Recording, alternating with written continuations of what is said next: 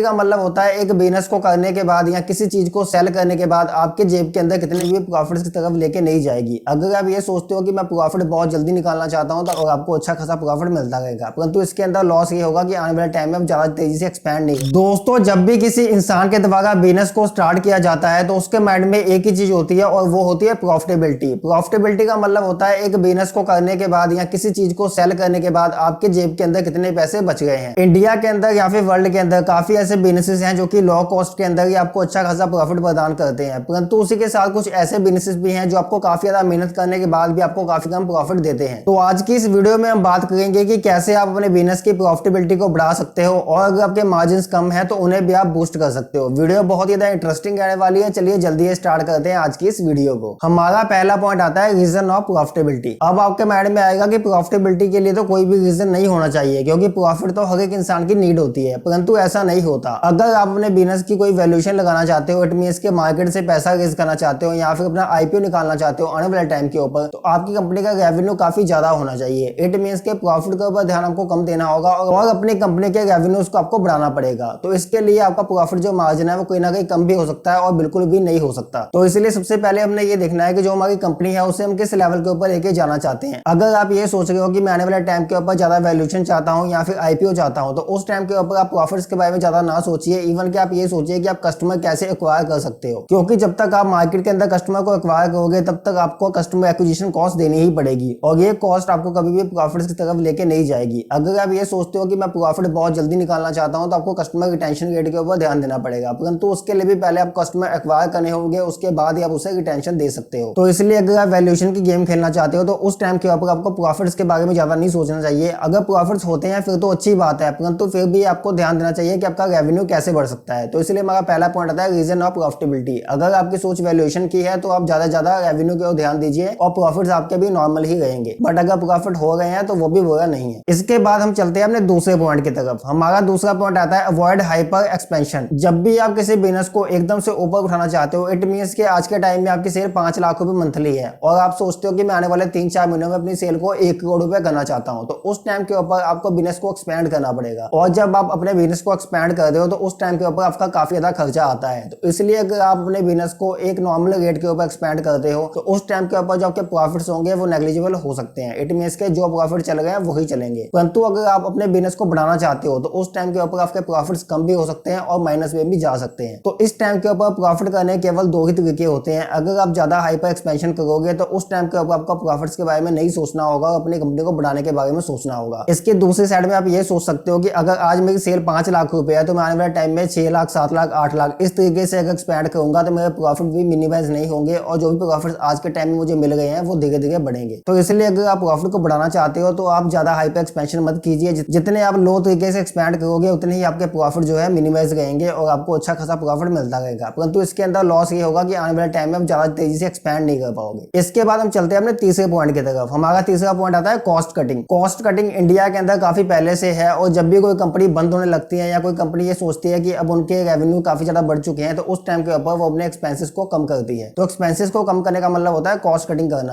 अगर आपका भी प्रॉफिट बहुत ज्यादा कम है या आपको समझ नहीं आ रहा कि प्रॉफिट मेरा जा कहां पे रहा है, तो इस टाइम के ऊपर आप अपनी कॉस्ट कटिंग कर सकते हो। कॉस्ट कटिंग करने के कई तरीके हो सकते हैं। मेनली जो कंपनी के एक्सपेंसेस लगते हैं वो लगते हैं हायरिंग के ऊपर। हायरिंग एक ऐसी जगह है जो कि आपकी ऑलवेज चलती रहती है और यहाँ पे आपको काफी ज्यादा पैसे इन्वेस्ट करने पड़ते हैं। तो अगर आप कॉस्ट कटिंग करना चाहते हो, सबसे पहले जो आपके पास एम्प्लॉई हैं आप उन्हें इंसेंटिव दे सकते हो और उनसे ज्यादा काम निकलवा सकते हो। इससे आपको हायरिंग के ऊपर कम पैसे देने पड़ेंगे और अपने एग्जिस्टिंग एम्प्लॉय से आप अच्छा खासा काम निकलवा पाओगे। दूसरी चीज आप ये कर सकते हो कि अगर आपका ऑफिस ज्यादा बड़ा है और आपको इतनी ज्यादा नीड नहीं है तो अभी के लिए आप आधा हिस्सा है जितना भी ऑफिस आपका यूज में नहीं है उसे छोड़ सकते हो, तो वहां से भी आपका रेंट जो है बच जाएगा। तो ये भी कॉस्ट कटिंग का पार्ट है। इसी तरीके से जो और भी चीजें हैं जो भी आपके यूज में नहीं है उसके अंदर आप पैसों की कटौती कर सकते हो और इससे भी अपने प्रॉफिट को बढ़ा सकते हो। तो दोस्तों ये थे कुछ तरीके जिसकी मदद से आप अपने प्रॉफिट्स को बढ़ा सकते हो और अपनी कंपनी को भी ग्रो कर सकते हो। आशा करता हूं आपको वीडियो अच्छी लगी होगी। चैनल को आप सब्सक्राइब कर सकते हैं क्योंकि डेली इस चैनल के ऊपर बिजनेस से रिलेटेड वीडियोस आती रहती हैं। हम बेसिकली एंटरप्रेन्योरशिप से संबंध रखते हैं और एंटरप्रेन्योरशिप को बढ़ावा देना चाहते हैं। इसीलिए अगर आप मुझसे बात करना चाहते हैं तो मुझे इंस्टाग्राम के ऊपर सेंड कर सकते हैं। बिजनेस बनाने के चक्कर में आप कैसे लोन ट्रैप में फंस सकते हैं उसके लिए वीडियो चैनल पे ऑलरेडी अवेलेबल है। यहाँ पे क्लिक करके उस वीडियो को देख सकते हैं। आज की वीडियो में इतना ही। देसी गोविंद गई साइनिंग ऑफ।